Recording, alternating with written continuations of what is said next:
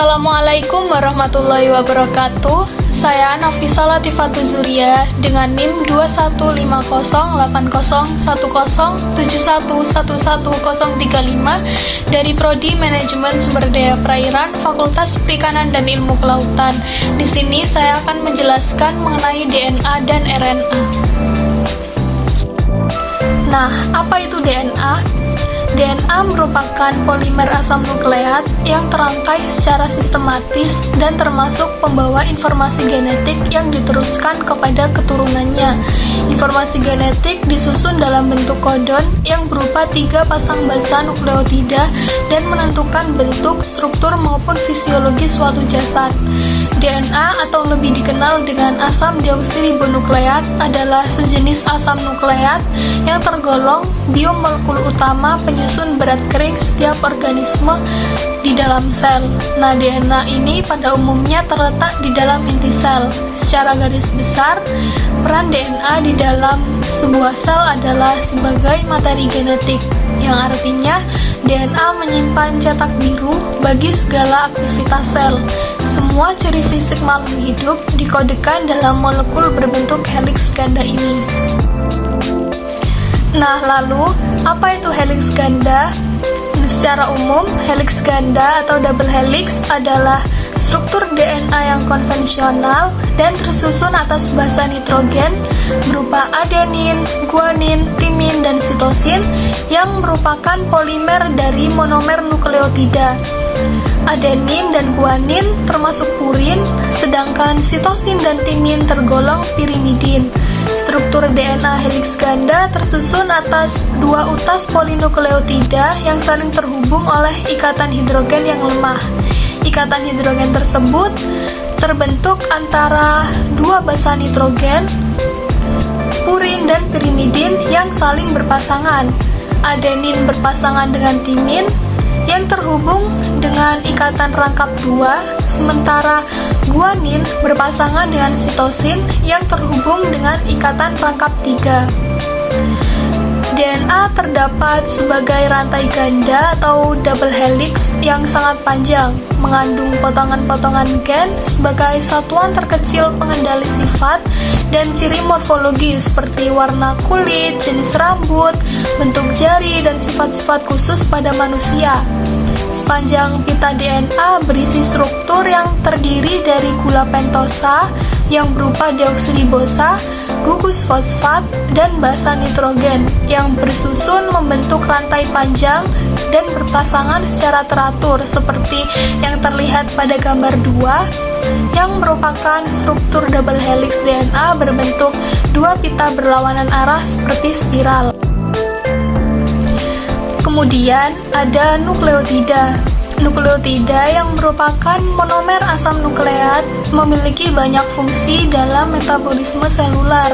Sebagai konstituen asam nukleat, DNA dan RNA, nukleotida berfungsi sebagai gudang informasi genetik, struktur protein dan metabolisme biomolekul dan komponen selular lainnya merupakan produk informasi yang sudah terprogram dalam nukleotida.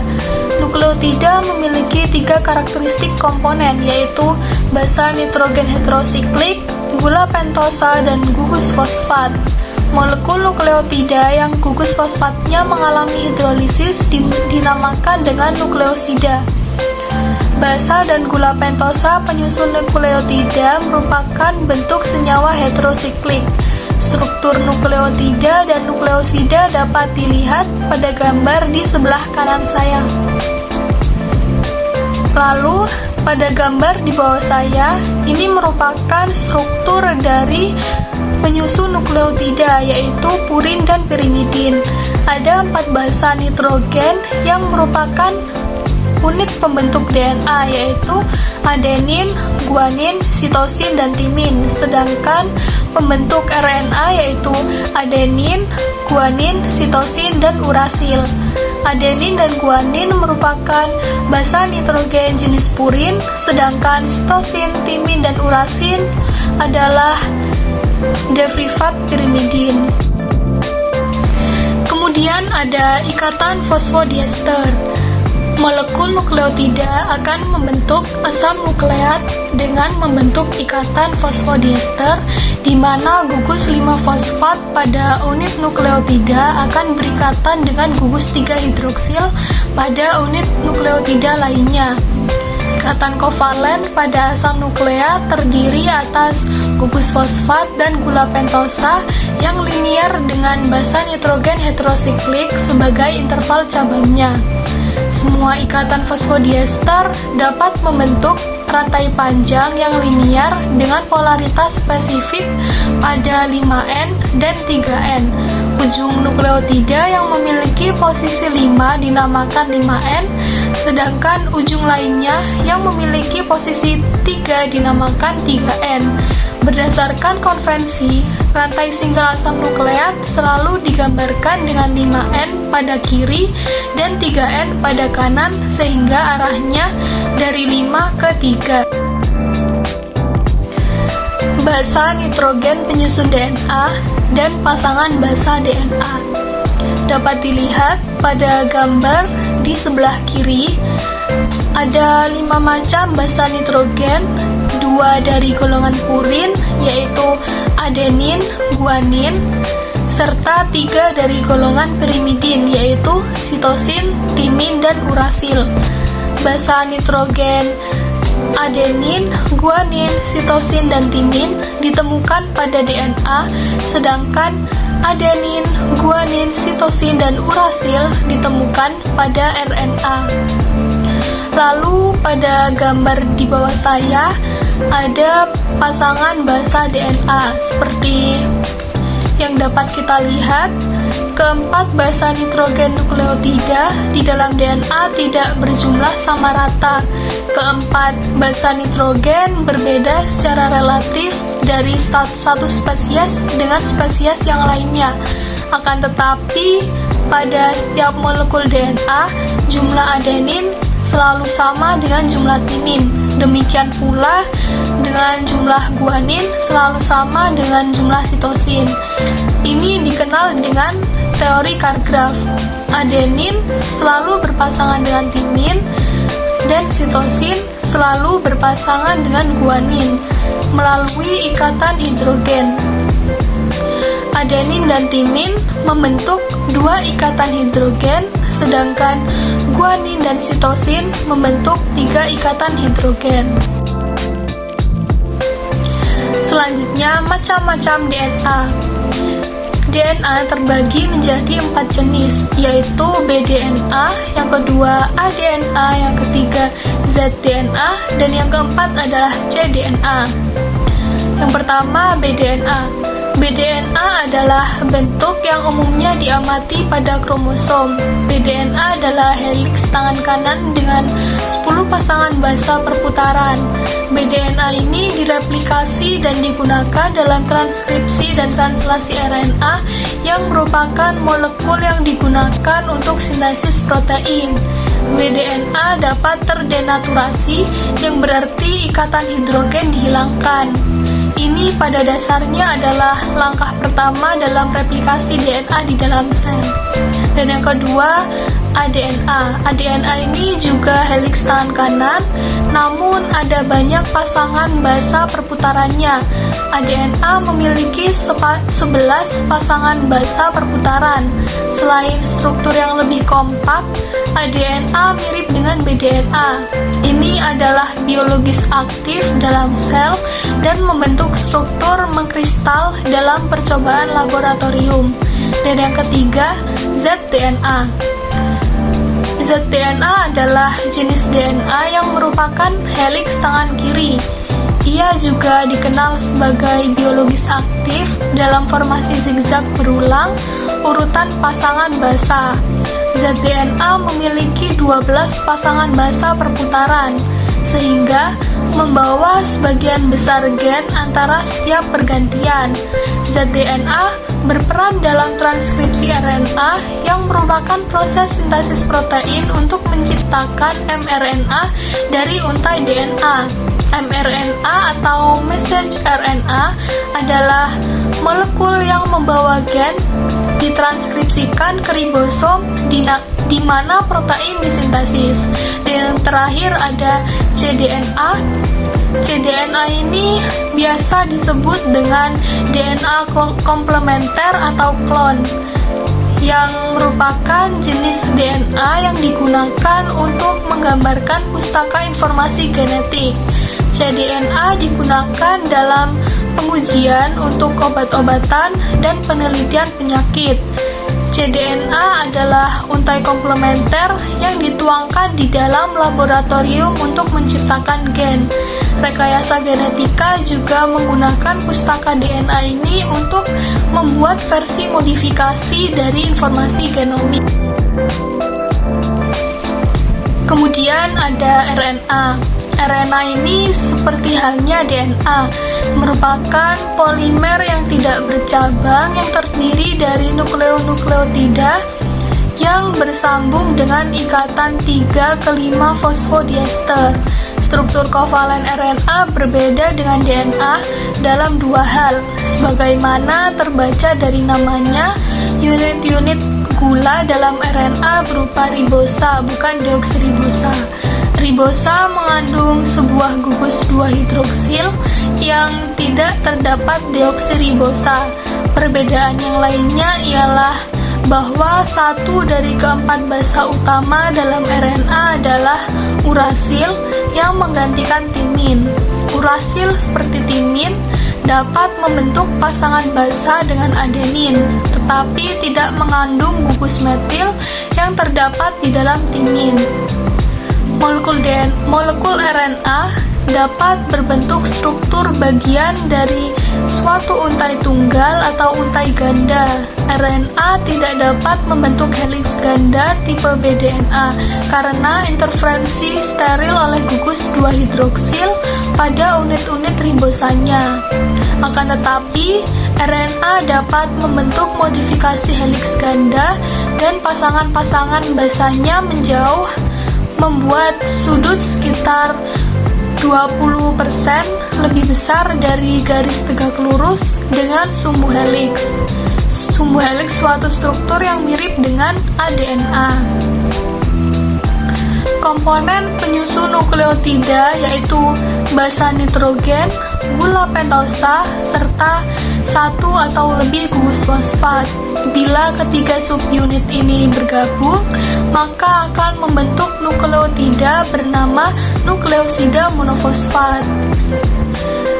Nukleotida sendiri merupakan monomer asam nukleat yang memiliki banyak fungsi pada metabolisme seluler. Seperti yang saya sebutkan di atas, senyawa organik ini berperan sebagai monomer penyusun asam nukleat, yaitu DNA serta RNA.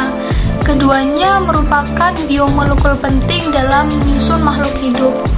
Nukleosida sendiri merupakan senyawa yang tersusun dari basa nitrogen hidrosiklik dan gula pentosa. Oleh sebab itu, nukleotida juga tersusun dari nukleosida dan gugus fosfat. Yang pertama ada basa nitrogen. Basa nitrogen merupakan informasi pusat yang membawa bagian dari struktur nukleotida. Molekul-molekul ini memiliki gugus fungsi dan kemampuan yang berbeda untuk berinteraksi antara satu dengan yang lainnya. Basa nitrogen ini merupakan adenin, sitosin, serta guanin yang ada pada DNA dan RNA. Kemudian, timin yang dapat kita temukan pada DNA, serta urasil yang menggantikan timin pada RNA. Selain itu, komponen penyusun nukleotida ini juga untuk penyebutan basa jangka pendek. Penamaan mereka ada setelah fakta bahwa mereka basa bukan asam dan berisi beberapa atom nitrogen. Nukleotida mampu berpasangan satu sama yang lainnya, seperti pasangan sitosin dengan guanin dan pasangan adenin dengan timin pada DNA atau RNA. Dan yang kedua ada gula pentosa. Komponen nukleotida yaitu gula pentosa yang merupakan monosakarida, yang mana membentuk dua kelompok yaitu aldopentosis serta ketopentosis. Sementara gula pentosa yang ada pada nukleotida adalah aldopentosis. Gula ini berada antara dalam DNA dan RNA. Untuk gula dalam DNA merupakan asam deoksiribonukleat yang mengandung deoksiribosa, sedangkan gula dalam RNA merupakan asam ribonukleat yang mengandung ribosa. Nukleotida yang mengandung asam deoksiribonukleat dikenal sebagai deoksiribonukleotida. Mereka mengandung asam ribonukleat yang bernama ribonukleotida. Dan yang terakhir ada gugus fosfat. Penyusun nukleotida yang lainnya yaitu gugus fosfat yang membedakan nukleotida dari nukleosida. Penambahan ini akan mengubah nukleotida yang semula basa menjadi asam. Gugus fosfat ini penting karena membentuk ikatan fosfodiester dengan gula pentosa untuk membuat. Selanjutnya, macam-macam RNA. Yang pertama ada RNA duta. RNA duta ini disebut juga messenger RNA atau mRNA. mRNA merupakan rantai yang urutan basanya berpasangan dengan salah satu urutan basa rantai DNA. mRNA dibentuk oleh DNA di dalam inti sel.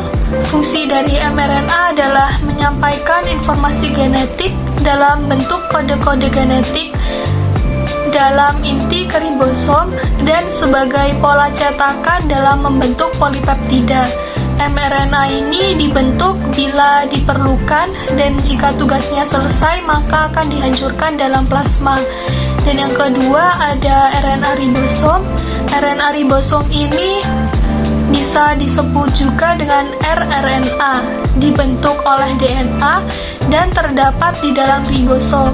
Fungsi dari RNA ribosom ini adalah sebagai mesin perakit dalam sintesis protein yang bergerak ke salah satu arah sepanjang RNA duta. Di dalam ribosom, molekul rRNA ini mencapai 30-46%. Dan yang ketiga ada RNA transfer atau tRNA. RNA transfer ini dibentuk oleh DNA dan terletak di dalam sitoplasma.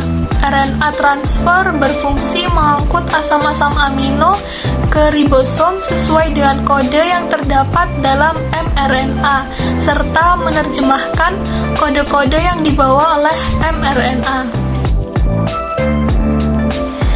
Lalu ada perbedaan antara DNA dan RNA. Perbedaan yang pertama yaitu dari rantai polinukleotidanya. DNA, rantai nukleotidanya ini berupa double helix, dia ganda dan berpilin. Jadi berpilin ganda dan sangat panjang. Sementara RNA, rantai polinukleotidanya tunggal, kemudian tidak berpilin karena hanya satu dan RNA ini lebih pendek dibandingkan DNA. Yang kedua, kemudian kita lihat perbedaan dari segi letak. DNA ini terletak di dalam inti sel, juga ditemukan dalam kloroplas dan mitokondria. Sementara RNA ini ada di dalam inti sel karena dia dibentuk di dalam inti, juga di dalam kloroplas dan mitokondria. Selanjutnya juga ditemukan di dalam sitoplasma dan ribosom karena tadi kita tahu bahwa DNA ini membentuk RNA. Selanjutnya, RNA ini akan bergerak ke sitoplasma, berarti ditemukan juga di dalam sitoplasma dan ribosom. Kemudian, perbedaan dari gula pentosanya. Pada DNA ini tersusun dari gula deoksiribosa, sementara RNA jenis gulanya adalah ribosa dengan struktur yang sedikit berbeda. Kemudian basa nitrogen. Basa nitrogen pada DNA adalah purin dan pirimidin. Purinnya sama dengan yang dimiliki oleh RNA, yang membedakannya adalah pirimidin, di mana timin hanya ditemukan pada DNA, Sementara RNA basa timinya tidak ada, yang ada adalah basa urasil. Nah, selanjutnya DNA kalau kita lihat dari kadarnya, pada DNA itu tidak bergantung sintesis protein. Mengapa? Karena DNA ini berisi kode genetik dan sifat-sifat keturunan yang harus memang tetap dijaga sehingga kandungannya akan selalu tetap. Sementara RNA ini tidak tetap, tergantung pada aktivitas sintesis protein. Dengan kata lain, nanti kalau sudah selesai melaksanakan sintesis protein, RNA ini beberapa akan hancur dan nanti akan dibentuk kembali, maka dari kadarnya tidak tetap. Sementara perbedaan dilihat dari segi fungsinya. Fungsi dari DNA di sini berperan membawa informasi genetik serta sintesis protein. Jadi, selain dalam sintesis protein, dia juga membawa informasi genetik yang sangat penting sekali. Sementara RNA berperan dalam sintesis protein, yang membedakan DNA dengan RNA. Lalu ada dogma sentral. Dogma sentral menjelaskan mengenai proses perubahan gen dari DNA menjadi RNA dan RNA menjadi protein. Dogma ini menjelaskan bagaimana proses pembacaan materi genetik menjadi protein yang berperan di setiap tahap metabolisme di dalam tubuh suatu organisme. Dogma sentral terbagi atas 3 tahapan besar, yaitu replikasi, transkripsi, dan translasi. Ketiga tahap ini memungkinkan penyalinan materi genetik menjadi protein. Lalu, replikasi DNA.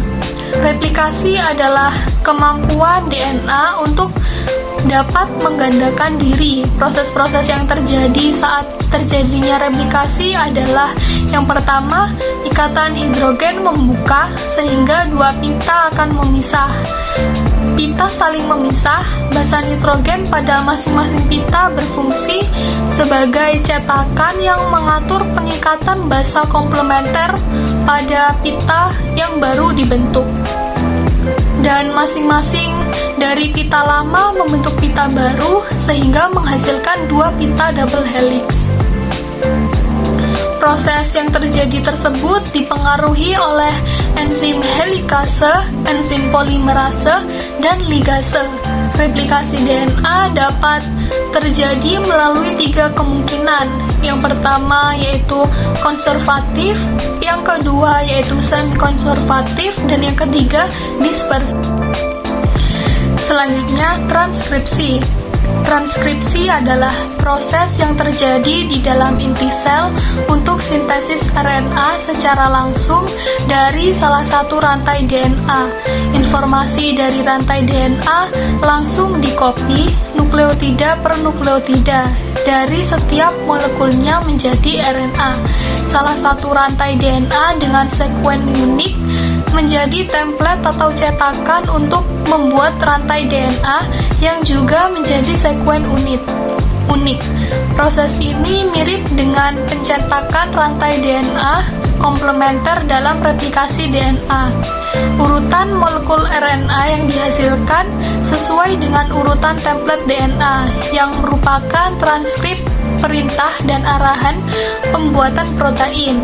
Produk molekul RNA ini dikenal dengan mRNA atau RNA duta, yang berfungsi sebagai duta genetika dari DNA di dalam mesin sel pembuatan protein. Dalam proses ini, peranan enzim RNA polimerase sangatlah besar. RNA polimerase membuka pilihan untai ganda DNA hingga terpisah dan merangkaikan nukleotida RNA sesuai pasangan basanya sepanjang template DNA.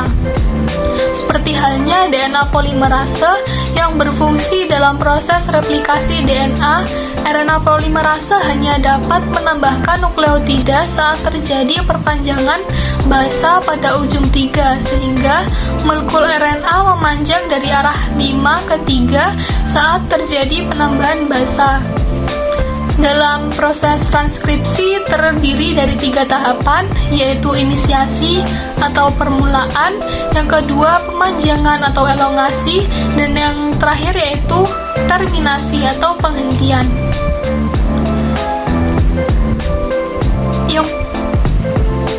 Yang pertama ada tahapan inisiasi.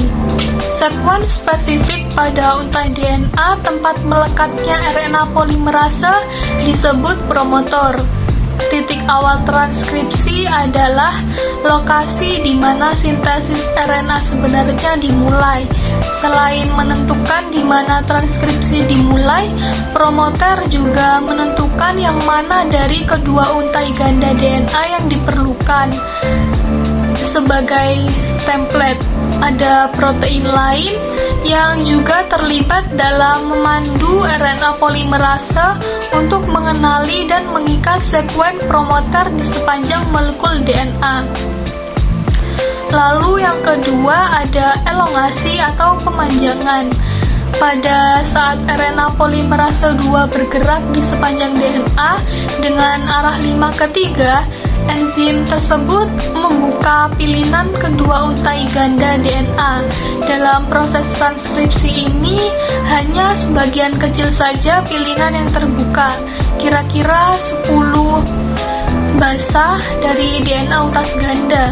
Enzim ini selanjutnya menambahkan nukleotida pada ujung 3 dari molekul mRNA yang sesuai dengan pasangan nukleotida DNA-nya dan terus tumbuh selama proses pemanjangan. Dan yang terakhir ada terminasi atau pengakhiran.